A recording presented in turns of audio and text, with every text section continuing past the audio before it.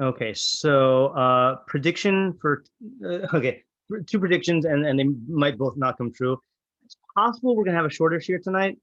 Um, not just because there are fewer people, but I I'm kind of worried about this idea of being too straightforward. So hopefully we can make it, make a real analysis out of it. And then the second reason is I've been having really bad sleeps, and I got up at like 3:30 this morning. I've been up since then. But I have a feeling that like what always happens is I'm gonna get energized when I start teaching Mishlei. So let's go for it. Okay. So we're on Mishlei 10:25. Ka'avor sufa ve'in rasha v'tzadik yisod olam. Very difficult pasuk to translate word-wise and syntax-wise. Okay, so even before we start, sufa is not one that I would have known. So the Mitzvah Tzion supplies it. Sufa is a ruach sa'ara, a storm wind. Okay, I don't know if that's like a hurricane or hurricane might be a good translation. Let's work with a hurricane like that for now. Okay, or I don't know, not tornado necessarily. Okay, who wants to try translating the pasuk? And you got to be. Let's try to get it as literal as possible, and then we'll figure out how to make it make sense.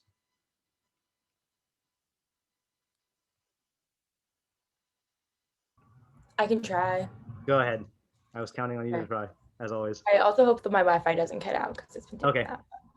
that. Like the passing of the storm wind Yeah. thing. There's no Russia. The in Russia. I don't know. The And there's no. and there's no Russia. Oh, did I?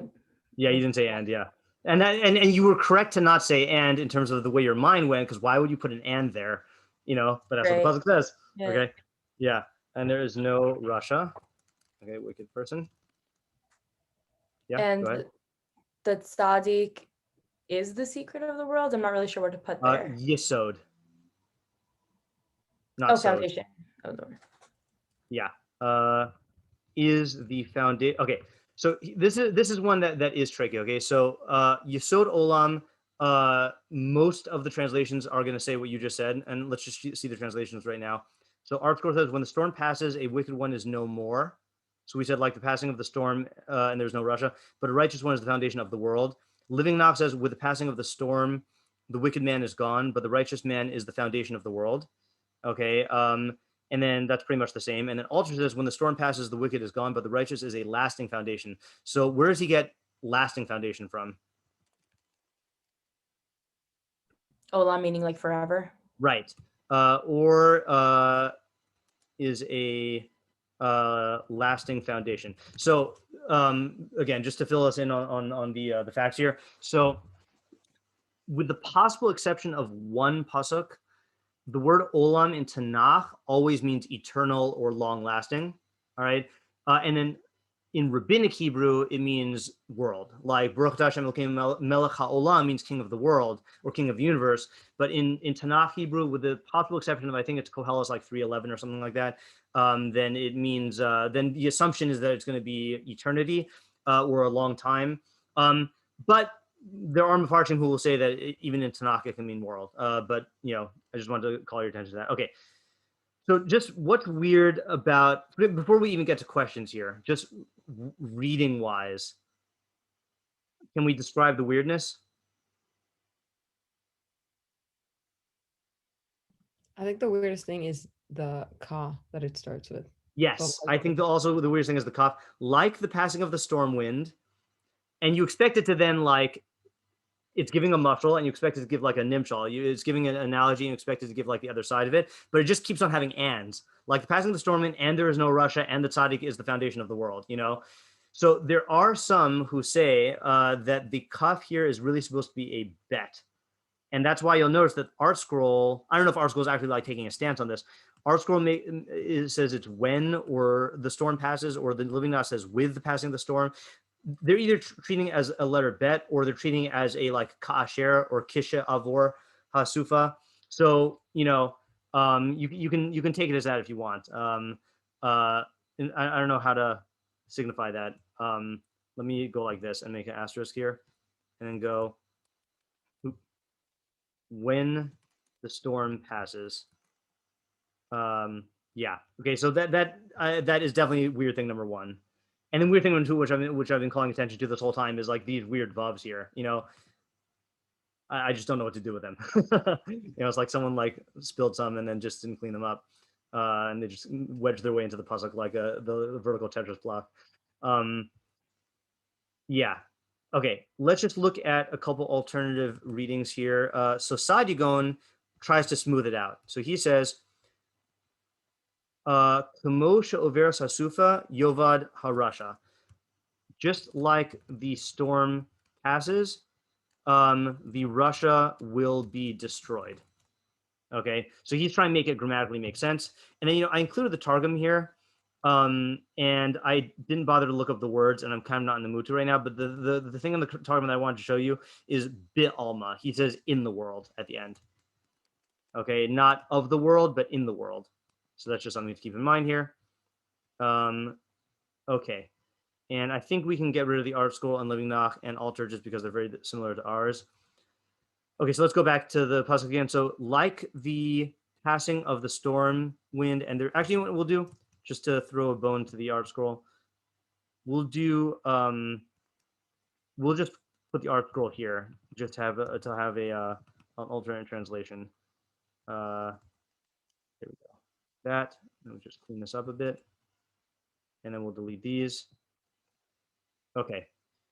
So what are the questions here? Other than how do we read the pasuk?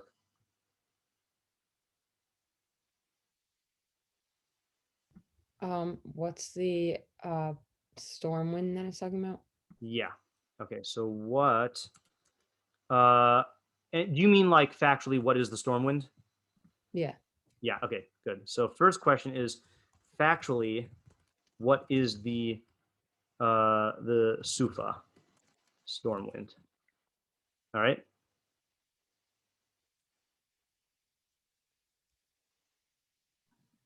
And I'll just add here.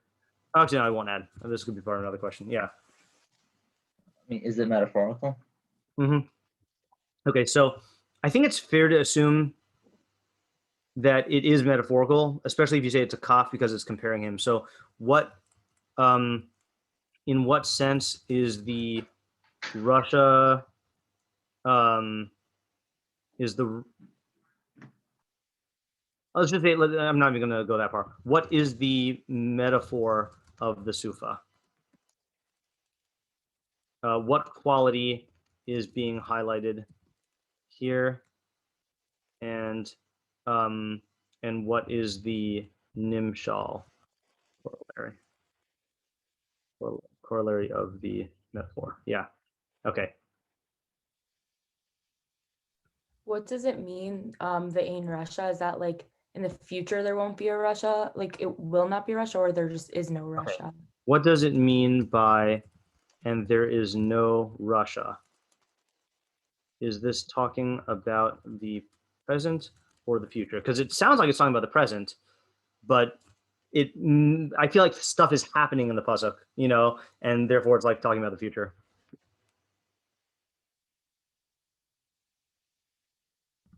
I don't know if I'm allowed to ask this question, but like, can Yeah. I ask like, just why is it written like this? Yeah. Let's add that question here. And why is it written in such a weird way?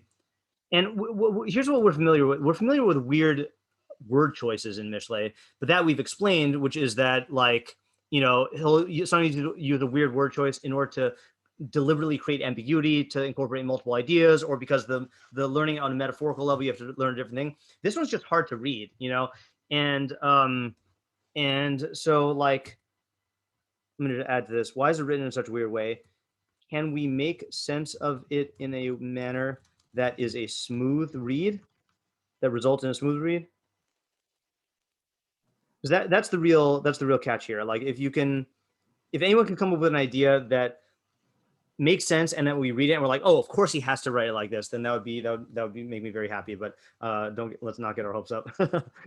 Yeah. What is exactly the weird way? Well, I think the two weird things are ka'avor sufa, mean, maybe it's just one weird thing. Like the storm wind that passes and there is no Russia and the tzaddik is the foundation of the world. That doesn't strike you as weird? I don't know. You know what I'm saying? Okay. I have a. I have mean, a thought of- just one second. Anyway, just like the typical formula for saying a comparison is you say A is like B, right? So you say, for example, like the burning of a fire, so is the wicked person's desire. You know, not like the burning of fire and the wicked person is there and the tzaddik is over there. Like it seems like someone got distracted midway and just started talking about stuff. Right. I mean, but if you learn like Rav Sadigo, and it's Yeah. kind of makes sense. So you see, Sadiq was also bothered by this. That's why you had to change it. Right. Right. Yeah. Yeah. Yeah. Naomi, what do you want to say? No, I was thinking about why it's written in that such a way. Just I think it's like drawing our emotions to that. Like when you feel like there's a wind, when there's a big storm, you feel like it's permanent and it has like a strong emotional impact on you. Especially on me, we get the thunderstorms, and I can't stand it. And then it's just over, and it was like it's nothing nothing happened. So, like it feels permanent. Okay, so that might be okay. The hold on to that for a little while because I think that might be getting into like what the actual idea is. Let's just make sure we got all the questions first, and if that does fit into why it's written that way, then that's better. But let's get all the questions out. I feel like, I mean, this isn't really so much a question, but I feel like in terms of a lot of extra vowels, I only feel like one of the two vowels is extra. Yes. Like if it Yeah. was Ka'avar Is it- Sufa in Russia, then it would just, yeah. The way I would want to write it is Kavor Sufa in Russia. The tzaddik yisod olam, you know, like the passing of the storm, there's no more Russia. And the tzaddik, but the tzaddik is the foundation of the world. Yeah. See, I'll tell you why I'm fixating on this first vav here. Could you read it? And I don't want to confuse people, but I'm going to. Could you read it? Maybe this isn't even going to work. As the first half is just describing the conditions. Let me see if that even makes sense. Hold on. Ka'avor sufa. Let's read it as when the storm passes and there is no Russia. No, because see, maybe it's the other thing. Okay, maybe this is I don't know. I can't put my finger on it. Never mind. That's how I automatically read it. Oh. Say again, Maya. That's how When I you first read it? automatically read it, like that Yeah, first right. part of Yeah, like as if there's no stopping vav. after Russia. Yeah, right. Yep. And that's how ArtScore reads it, you know? So on the beginning part of it, there seems a cause and effect factor. Yeah.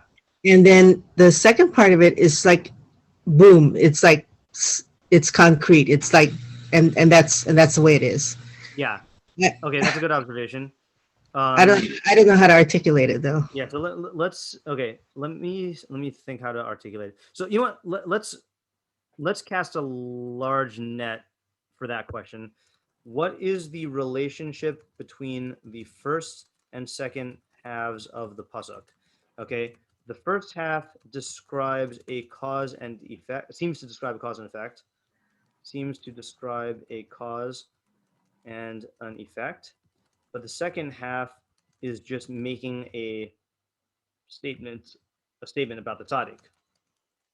Okay, I mean clearly clearly they're opposites in the fact that the tzaddik is the opposite of the Russia, but it is the first half is describing a scenario and like a result. Second half is just saying tzaddik is the foundation of the world. So like, does that mean, or is it a lasting foundation? Does that mean that like the tzaddik is also in the storm? Like, is this storm befalling both of them? And like the Russia is no more, but the tzaddik is a foundation? Or is the storm thing only have to do with the Russia and the tzaddik is a completely separate point? Let me add that here. Does the storm part of the first half relate at all to the second half? Or is the second half its own statement? I know that's kind of a long question, but I think that's the type of thing we need to have. Can you explain the last question? Yeah. So usually you have like, usually in most Mishlei Pesukim, we have like one decision-making scenario, and like the tzaddik does this and the Rasha does that, you know, or like, or it says, you know, the tzaddik will make wealth and the Rasha will become poor. So here it's like a storm that passes. When a storm passes, there is no more Rasha. So that's painting a vivid picture. Like a storm comes and like there's no more Rasha. And then it just says, and the tzaddik is a foundation of the world. Did that have anything to do with the storm? Like, is it the tzaddik is a foundation in the storm, and whereas the Rasha is swept away, the tzaddik is like stable, or is it just in general the tzaddik is the foundation of the world, and like that has nothing to do with the storm? I'm just asking like what the, you know, I'm translating my mom's question into like what is the relationship between the two halves, given the fact that they're describing things in different ways. But you know, maybe we can frame it differently. I don't know if that helped. Did that help, Shira? I mean, Shifra? At all? Okay. Yeah. All right. What do we have to do on the second half now? I feel like we haven't asked questions about the second half.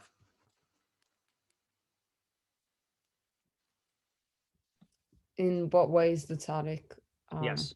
foundation of the world? In what way is the tzaddik the foundation of the world / eternity? Okay. And then also, whenever you talk about a foundation, you have to say, what is it a foundation for? Meaning foundations hold stuff up. So what is he holding up? So if you say it's the world, so then the question is, what does it mean by the world? And if you say it's an eternal foundation, so then you still have to ask, what is the foundation holding up? And just to make sure that my intentions are clear here in terms of the way I'm reading the pasuk, I think the pshat is eternal foundation or lasting foundation. In fact, I'm going to actually rearrange it so that's first. The lasting foundation, because again, biblical Hebrew, I think that's the pshat. Is a lasting foundation or foundation of the world. And in fact, you know what, I'm just gonna not that you have reason to doubt me, but in case you are doubting me, then let me just show you something on the Al HaTorah dictionary. Just 1 second here. Where are we going? Al HaTorah. Let's go to Mishlei 10. Okay, so if you click on, and now remember, this is a Tanakh dictionary. Okay, so when you click on Olam, so check out where the word world appears. So long duration, antiquity, futurity. I don't know, I've never heard of that word. Number one, of past time, ancient time, days of old, the long dead. Okay, fine, those are examples. Futuring, forever, always, continuous existence, of divine existence, kind of God's blah, blah, blah, blah, blah, more meanings, indefinite, unending future, age, duration of the world, the age of the world had set. And then like from, yeah, it doesn't even say. It just, I mean, here's the only place where world is mentioned, but yeah, so it really, it's a time word is the point I'm trying to make here. Not a like entity word. It's not talking about the world, it's talking about time. Okay. Any other questions that we have?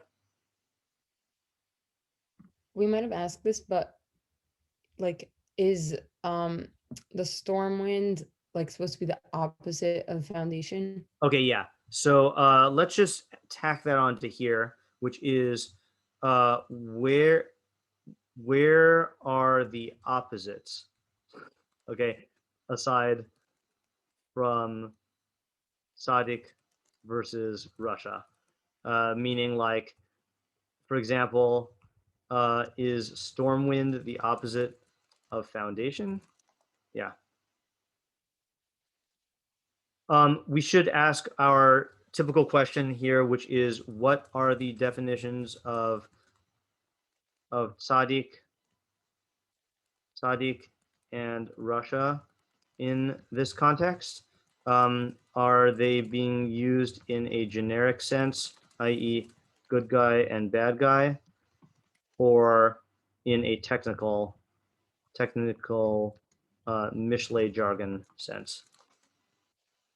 And then I do think we have to ask the question here is, who is the audience and what is the practical application? Because it's not clear. I mean, you know, Is this for the person who's becoming a tzaddik and becoming a rasha? Is this for like bystanders?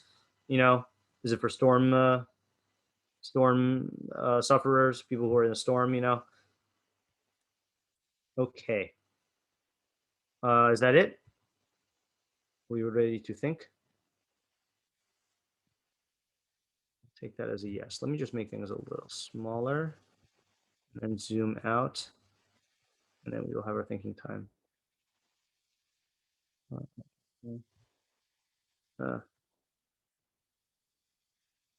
Okay, so let's have our minute of thinking. And yeah.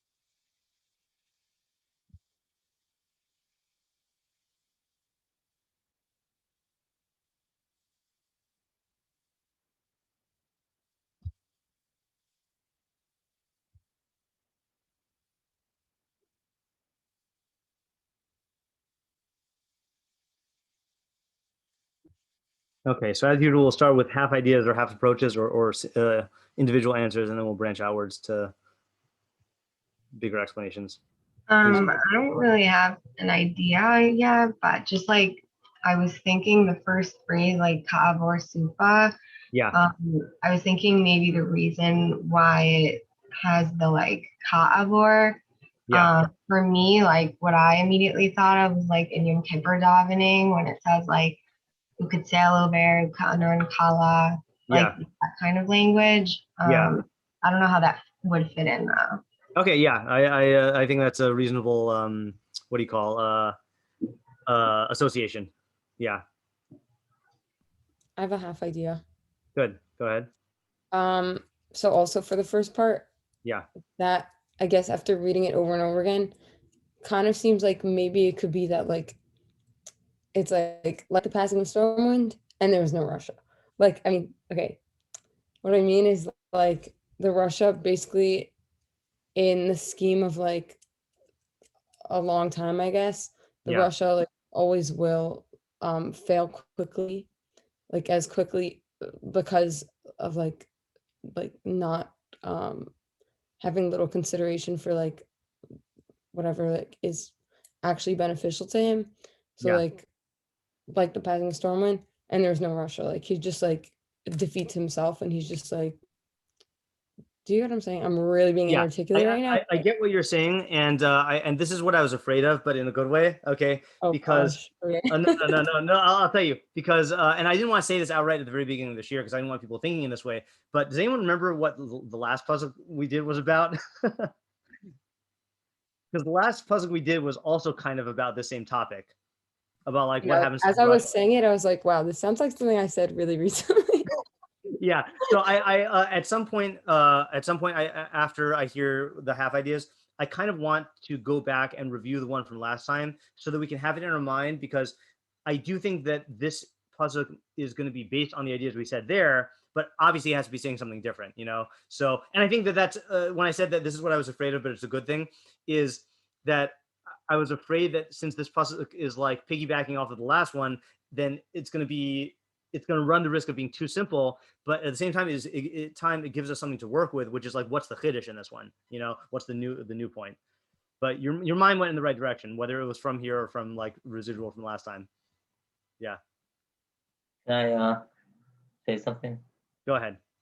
I don't know if this is similar to what Shifra was saying, but Yeah, but I want to take the comparison between the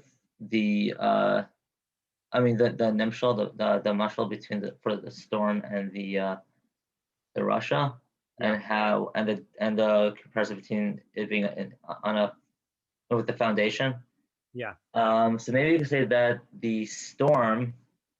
I'm gonna like say it's a hurricane for a second. Okay, yeah, that's fine. I think that's fine. Yeah. Yeah, if you say it's a hurricane, then then what a hurricane does is it kind of just like absorbs everything that's not grounded, Yeah.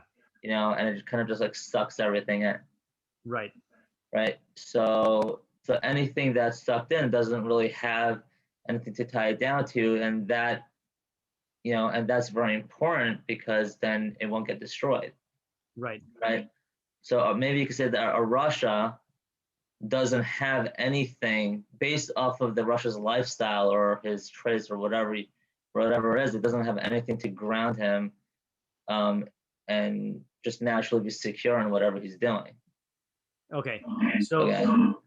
yeah, sorry, did I interrupt you? Yeah, because I was gonna Yeah, go compare ahead. it to the tzaddik. I mean, whatever the tzaddik does, it's like the foundation is it's like the ground. Like the hurricane will never suck the ground up. Mhm. You know what I mean? It's like it's like his lifestyle. And there was like one more thing I want to say, but I forgot what I was gonna. I Okay, forgot no, what I was gonna I like the say. direction that you're going in. What I was going to ask you about is, can you elaborate on what you mean when you say that the Russia, like, I get what you're saying in the mushal itself, but what is it about the Russia that makes it so that there's no like grounding? He's corrupt. He'll screw people over. He's a cheater. He's a liar. I don't know, just. Well, like, how's that a lack of grounding? Like, what I want to make sure I understand what your what quality. I mean, like, I guess no one will. His relationship with. All right, this is what I was saying. His relationship with other people Mhm. will not. It doesn't. It won't mean anything. People will just view him as. Just not a good person. No one wants to be with that individual. Mhm. So his relationship to them is nothing. Okay, all right, I hear what you're saying now. Okay, good. So I'm gonna actually put that on hold also, because I think when we review last week's idea, then it'll crystallize it a little bit and set us up for what this idea is giving. Anyone else have any other answers or ideas here? I'm not gonna lie, I kind of lost you, Ariel, a little bit there. So I'm not sure if I'm like saying exactly what you were saying or not. But I was kind of like thinking like how the storm wind is like, I forgot I was saying this in the beginning, that it's like it's not really permanent, but it feels permanent. Like it feels Yeah. like this is like this is like the most powerful thing or the most powerful course of action or something. So Yeah. to the Russia feels like that, even when in reality has lack of regard for the larger system, just like the storm, it like at that moment feels like the most powerful thing, but like that's kind of just how weather works sometimes. Yeah. And like how those two things are both temporary as opposed to the Russia and the qualities of a Russia that's like eternal. You Goes mean on for- tzaddik? Yes. Yes. Yeah. Okay. Good. Yeah, I like that also, and I think that in terms of, I think our oh sorry, Ariel, do you want to respond? No. Oh, okay. All right. I thought you Oh, wanted. I wanted to here Yoshua is with me. He also has an idea he wants to Sure. add. Yeah, so I read this, I think, in Rabbeinu Yonah, where he says that it's contrasting the sort of the punishment of a Rasha and the tzaddik. Mhm. Like like with a Rasha, it's when the seyah is filled, or his punishment comes all at once. But the tzaddik will stand. Maybe he'll have yisurim and stuff, but he'll withstand them. But I just think the phrase kavur sofa, it's emphasizing how it's very fast. It's saying like kavur sofa is his punishment, and he'll already be gone, just like that in a second. Like Yeah. but that tzaddik he withstands it.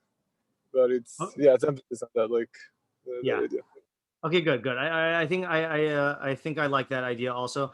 So let me just restate what Mayan said, just because Again, we're all, I think all the ideas that have been said so far kind of are like dancing around the same thing, but I'm gonna state the way Mayan said it because I think it's the closest to the way I'm thinking about it right now.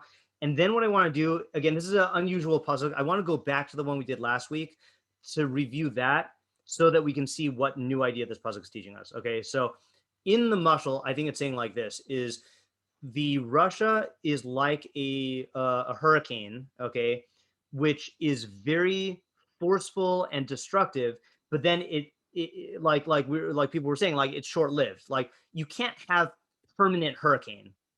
That's just not a thing. That's not how weather works. So it can be very destructive, but then it dissipates and it's gone. Okay. Whereas a foundation, an eternal foundation, is something that is stable and does not yield with the weather. And so the imagery that this is trying to get up, that it's trying to evoke here is the Russia may come through and destroy a lot of stuff, but the tzaddik is this long-lasting foundation. Okay, that's the imagery that the pasuk is giving us. Okay, and I'm not explaining the idea yet. Okay, I'm just trying to get the imagery here. Is that clear about that, or do you have any questions on that? Okay, so let's quickly review the previous idea because I think again it's the premise of this one, and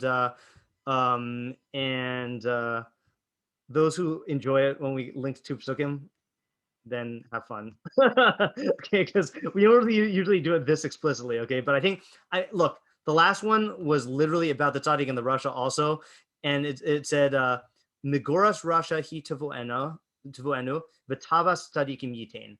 So you'll have to fill me in if I'm forgetting any aspect of this idea. So the translation is that which the Russia fears will befall him, but the desire of the tzaddik Hashem will give or will provide. And I think the idea we said is like this: is that the definition of Russia in Mishlei is someone who's trying to impose like his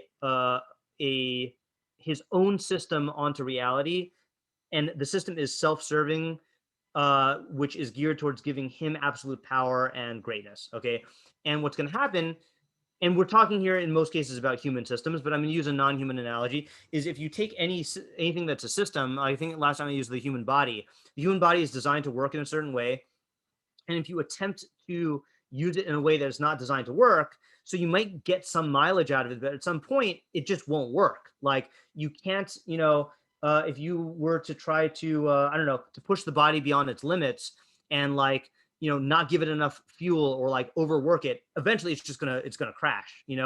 Same thing is true in human systems. Is that if you have the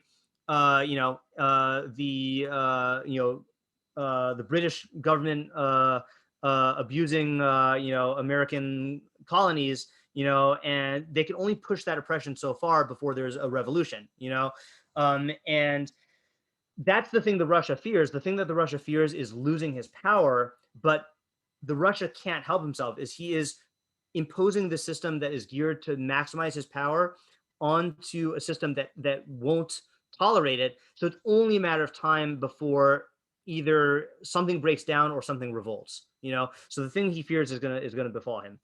But the tzaddik, the definition of a tzaddik in Mishlei is someone who is trying to align himself with the system and bring about the functioning of the system for everybody. So what we said last time, and I'm glad Schiffer pushed us last time here, is the basic idea is since the tzaddik cares about the system, he will help the system. People will want to be helped by him, and everyone will benefit. But the chidush is not only will you get your basic needs, but tava implies like excess, things that you don't actually need that are additional benefits, and God will provide that as well. So the tzaddik is going to be protected from harm because he's helping the system, and he's going to get what he wants, which is to help the system, and he's going to get even more than what he wants, which is all this extra stuff. Whereas the Russia is going to push the system to the brink, and it's eventually going to be destroyed or fight back. So that was the idea we said last time.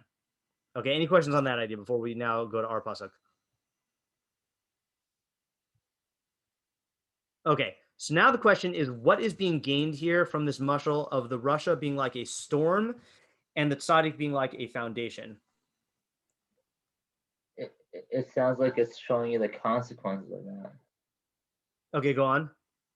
I mean, like in the previous pasuk, we laid, like the Russia and the tzaddiks, you know, like their nature, you know, like Yeah. what they do Right. and how they operate. Right. But in this pasuk, it's like it shows you the conclusion of both, you know, of both routes one can take. Okay. So what is the difference between the conclusion? Maybe okay. So what's the new idea that you get out of this one? I think you're honing in on the subject of the puzzle. Well, what's the new idea, or are we not at that point yet? Were you trying to say a new idea, or just saying what the difference is? I mean, it sounds like last week when we were discussing it last week, we were discussing like, you know, like the tzaddik's benefit, like what he gets out of it, right? But over here is saying like, no, it's just the more that I think about it, maybe it's not really adding anything new, but I don't know. I'm just gonna say it anyway, and you just tell me. Sure. Yeah. I mean, it sounds like over here, like at least with the tzaddik, it shows you that this is like you'll never go wrong with, you know, with this lifestyle. You know, like Okay. no matter how tough it'll get, like you'll always be secure in, you know, in this world as a tzaddik. Uh-huh.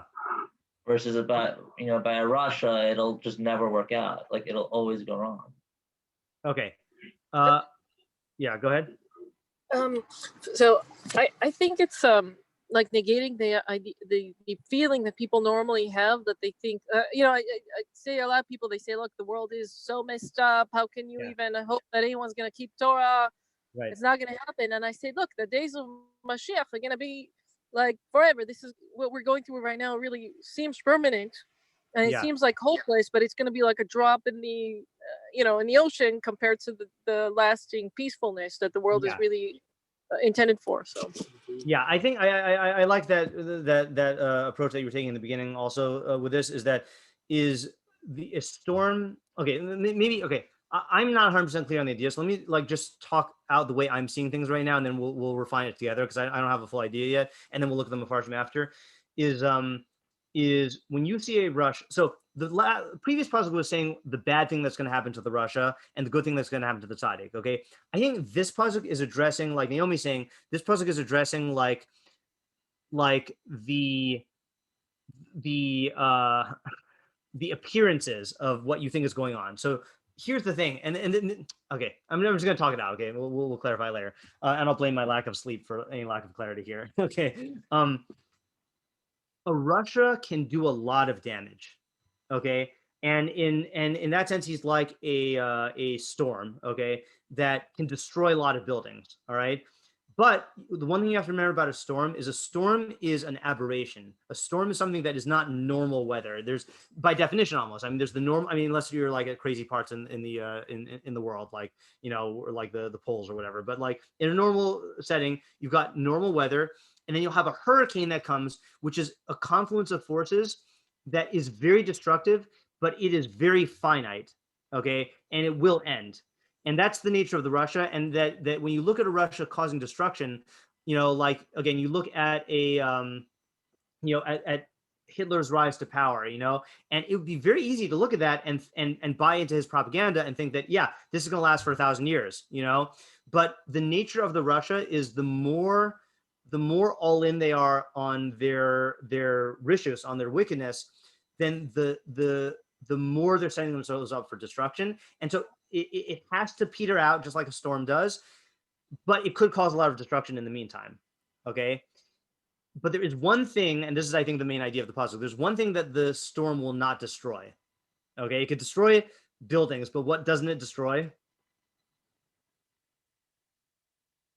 I mean, the foundations of the tzaddik. The foundations, right? So that's the interesting thing about the tzaddik, okay, is that the tzaddik is, because his whole orientation is he integrates with reality, okay, then in whatever system he's dealing with. So then, in a sense, he's kind of untouchable by the Russia. And I think it's a good muscle in that sense, is that the hurricane winds will always knock over the buildings, or they'll cause a lot of damage to the buildings, but the foundations are still there, okay? And therefore, the key to surviving the Russia is to attach yourself to the foundation, either by becoming a tzaddik or by like, learning from the tzaddik or like modeling yourself after the tzaddik. Because that's the thing that's not going to be touched, So like, let's say, for example, I'll give you two extreme examples of this. One extreme example, maybe one extreme example is enough. Well, okay, whatever. We'll go do as many examples as we need. Socrates. Okay. So Socrates was teaching truth. Okay. And he was teaching truth through discussion and through exploration of ideas. And he was falsely accused and he was put to death. Okay. But guess what? That didn't kill Socrates. I mean, it killed him, but his philosophy went on, because that's what that was what his life was about. His life was about bringing ideas to people and getting people to think, and that's really what his essence was. And then that lasted, or like you take the Jewish people and Torah, if you want a more localized example, that a lot of people have done a lot of bad stuff to us throughout the ages, and they've destroyed Jewish homes, they've destroyed Jewish cities, and they've killed Jewish people. But the ideas and the values that we live by are our foundation, and they have not done anything to that. I mean, like in a substantial way. And this is like, and I don't know if this is moving towards an answer in terms of the of who the pasuk is talking to, but the way I'm seeing it basically is you've got three elements here. Okay, you've got the foundation, you've got the building, and you've got the storm. Okay, the Russia is like the storm. No lasting basis, will cause a lot of destruction and then will peter out, because the storm, again, storm can do, if I knew more about storms, I would elaborate on this, but storms cannot last. High pressure, low pressure, air, something, temperature, whoosh, spin, boom, and then it's gone, and that's really how a Russia is that a Russia is like will take advantage of like, the circumstances at hand to try to like leverage it for his own power, and he might succeed and get a lot of power and get a lot of momentum, and that'll pick up, but then it'll be gone. Now he might destroy all the things that don't have a solid foundation, that are built on things that are not lasting. But since the tzaddik is trying to align himself with the system, then that will last. And guess what? The other thing is, Russia is going to be very disruptive to things, and the people who have, let's take COVID as an example because we all lived through it.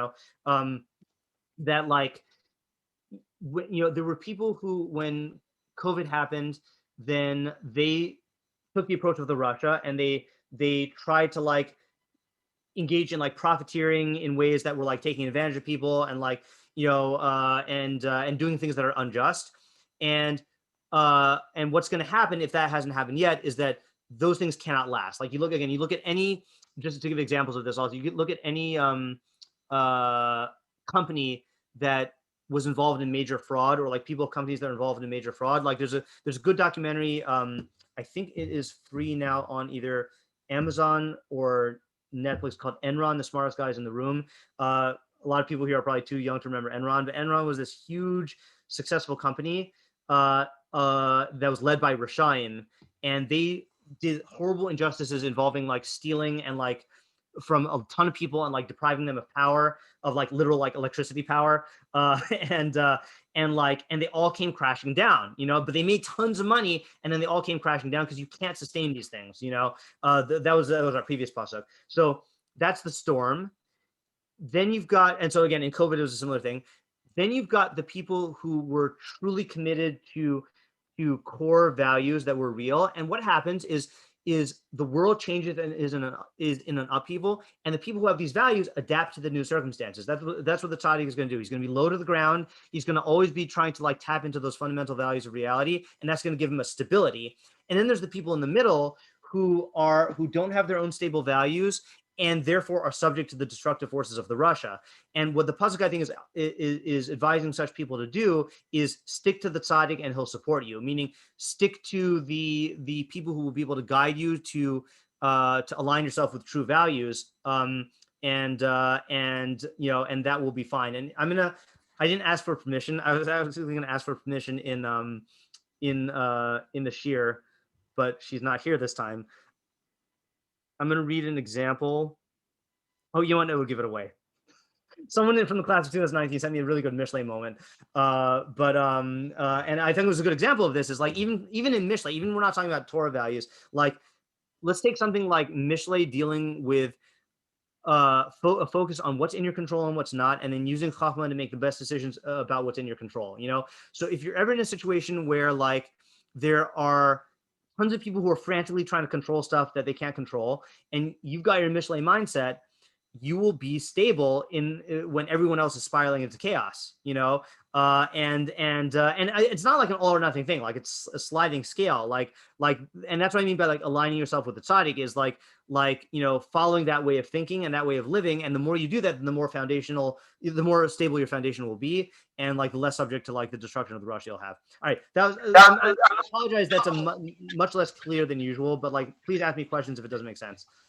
I think you actually, it gave me a neater answer to number 5, because I was trying to find a parallelism, you know, between the first part and the second part, and that's it. You know, it's like the tzaddik is stable and the rasha is unstable, and not. I mean, that's really simplistic, but you know that I couldn't find the words to answer the question. No, it's good. I'm glad I answered. But sorry, before there are more questions, I just want to emphasize another thing Naomi said, which is, or in my own words, but going off of what Naomi said is like, you see the Russia, and this is the main emotional thrust of this pasuk is something can be very powerful, and very destructive, but very temporary, and that's what the Russia is.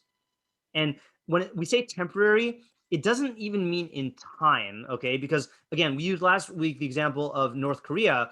The Kim family has been in power for what, 60, 70 years now, you know, but it's temporary. It cannot last, you know, like you cannot brainwash an entire civilization and deprive them of all their human rights and expect that to last. Like, so it's not temporary in the sense that it only lasted like a couple months or like a year. It is a long-lasting thing, but in its nature, it's temporary, and that's why I think this is a good model.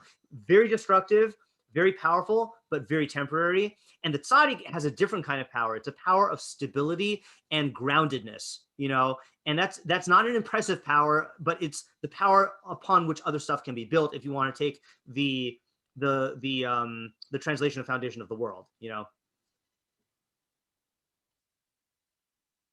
Okay, questions or comments? I feel like I would add like 2 other components. Like I was thinking of as you were talking.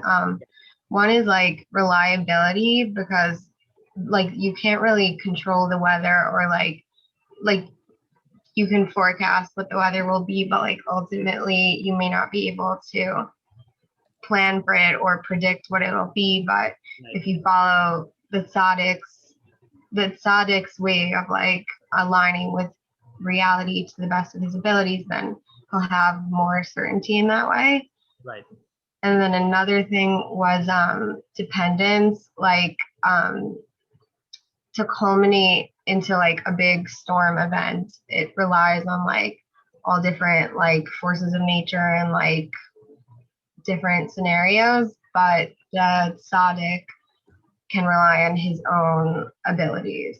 Right. That's a good point also, right? The tzaddik, it's ironic because the tzaddik is the most self-reliant, but he's self-reliant because he relies on Hashem. He relies on the way that Hashem designed the world and his knowledge of that. And he relies on the true foundation of reality. So hayisodos, amar chachmos, you know, leadership, you know, yeah.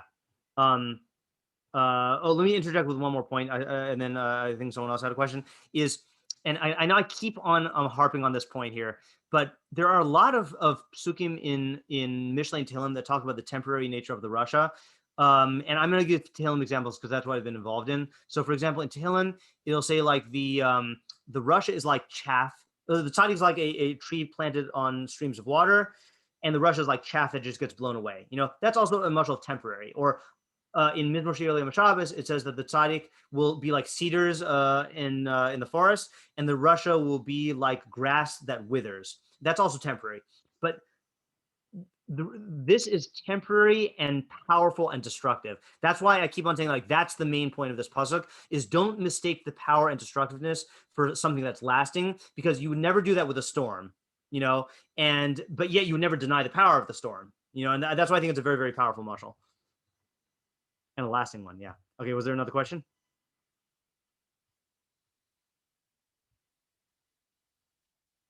Okay, so, yeah, Shifra? I have a comment. It might be a little Sure. bit extra, but I was thinking that another difference between the storm wind and the foundation is that one is like natural and one is man-made. That's And so interesting. like the tzaddik needs to like put in effort and like consideration into all his decisions, and like it's not natural decision. It might not be natural decisions for him to instinctively make. Yeah. Sorry, my sisters are fighting in the background, but I Okay. hope you don't hear that. But okay, I'm getting distracted. So I Okay. think you guys get my point. Yeah, let me. I'll elaborate on what I think you were going at, or for at least for the first half. It is interesting that this foundation is man-made, but it's a man-made thing that completely like takes advantage of the natural world. Meaning that what makes the foundation stable, the fact that it's in the ground and on the ground, and the ground is stable.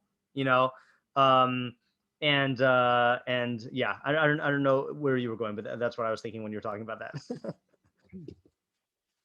Okay, let's look at a few mafarshim here, and see what we can get from them. I did not get a ton from my usual go-to ones, but I wanted to show you. Okay, oddly enough, one of the most promising ones that I found was the Malbim. I usually do the Malbim, but I think this seemed to be the closest to what I'm saying. But let's see if we can get the differences. He says, "Kavor sufa ve'in Russia. Harusha ein lo shoresh chazak b'mitzius, rak kiyum mikri." So the Russia does not have a strong root in reality, but rather he only has an accidental or chance persistence. Kadavar habilti nishrash b'chozek asher ba'avur sufa v'sara yisaehu haruach. It's like something that has not taken strong root, that will, when a storm wind comes, the wind will uproot it. So that's like basically like a tree that is not firmly rooted. The hurricane will just uproot it. Hein ba'od shehashanim kisidran yiskayim k'fiateva. Ba'od is that shanim or shnaim? Hein ba'od shehashnayim kisidran yiskayim k'fiateva. Aval be'es mehuma tisaihu sufa v'tisharehu mimakoma. V'tisharehu mimakoma.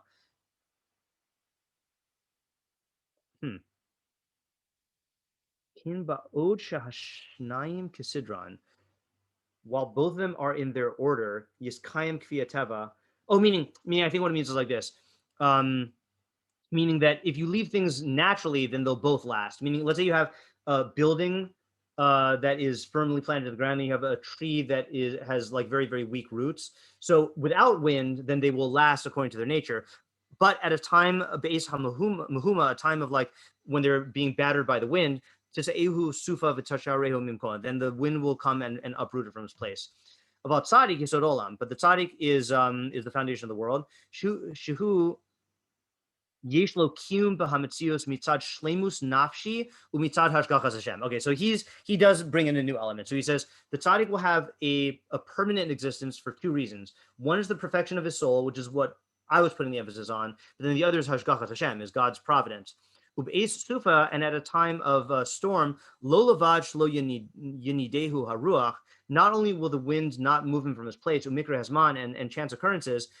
Kihu kiyasod mosad lo lavad la'asmo rak la'olam haklali. Okay, so this is the other point, which is not only will he be a foundation for himself, but he'll be a foundation for the entire world. So he's taking it as world. Kumo shehu shahaya benoach, like it was with Noach.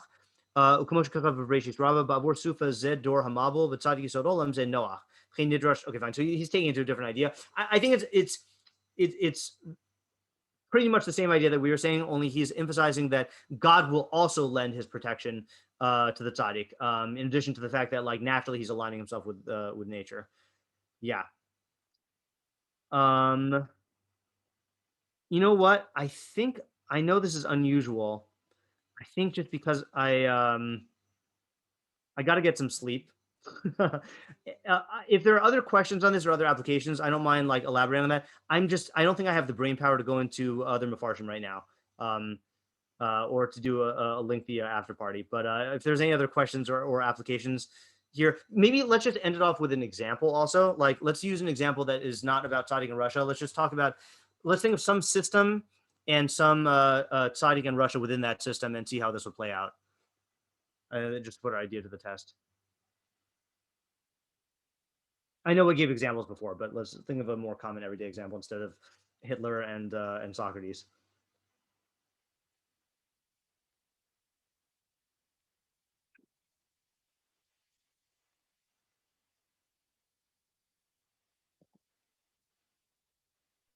Maybe this is thinking like too simple, but I Sure. feel like if you take something like really everyday, like bowling, like Yeah. if you like do some weird thing and like you happen to get a strike, that's what it's called, right? Like, yeah, like get a strike when like from that Yeah. weird turn you did, like that's great, but like statistically, if you use the correct form and everything, then you're more likely like you're gonna get those strikes more often. And it's not gonna be consistent if you could try to do the wrong way. Right. That's a good example, right? Is that when the Russia does have success, it should be looked at in an accidental, like almost like it was as if it was an accidental phenomenon, just like a storm, like a chance coincidence of these things. That's a good example. I thought of another example when you were talking. That is our old go-to example is the traffic system, right? So you could have Rishayim in the traffic system that will run red lights, okay? And they might get away with it and they might get to their destination faster, but then there's also a chance that they're going to cause some real damage to themselves or to other people, and that can't last. Like you cannot be the more, again, just like with the Russia, there's a Russia, like you could be a Russia to one person, like a bully, or you could be a Russia to to lots of people, or you could be a Russia in a severe way. The more down the Russia spectrum you are, then the more certain will your downfall be, and the greater your downfall will be when it happens, So same thing with the traffic example is like the more reckless of a driver you are, and the more you cut people off, and the more you do all this other stuff and like violate the laws and stuff, then the more you're setting yourself up for a hastier and a more severe disaster. Okay, now the tzaddik is not exactly going to work out here because tzaddik is not going to be able to be saved from Russia's reckless driving, unless you're going to make the argument that the tzaddik. Okay, maybe this is too much of a stretch here. Okay, but the Russia has this single-minded thing of I'm just going to do whatever I want to do, and everyone else has to get out of my way. So one of the costs of that mentality is that the Russia is not going to be sensitive to what is going on in the system itself, whereas the tzaddik, who is cognizant of the system but also making individual decisions given the system, on a case-by-case basis, will be attuned enough to be able to avoid a lot of the bad stuff that often happens when there's a Russia there, like Rishaim are not good at safe driving typically, but if you're tzaddik and you're always on the lookout for people who are, you're always aware of the laws and you're on the lookout for, people doing stuff they're not supposed to do, you're going to have quicker reflexes. Maybe this analogy was a little bit too mundane, but, maybe it'll help. Okay, I hope that idea was clear. Again, I apologize. Tonight was a little bit less of a quality than the usual Mishlei shiur, but hopefully we got some ideas out of it. If you win some, you lose some. Not that this is a loss, but like I was talking about my sleep. Okay, good. Yeah. Yeah. Good sleep. Thank you. All right. Have a good night, everybody. Thank you. Oh, and 2 more. The plan is 2 more weeks, I think. Right? Let me just make sure that that's correct. Yeah, the 7th and then the 14th, and then we break for either the whole summer or until like late July, and then we'll play by ear. Okay. All right. Have a good night. Thank you. Thanks so Bye. much. Yeah.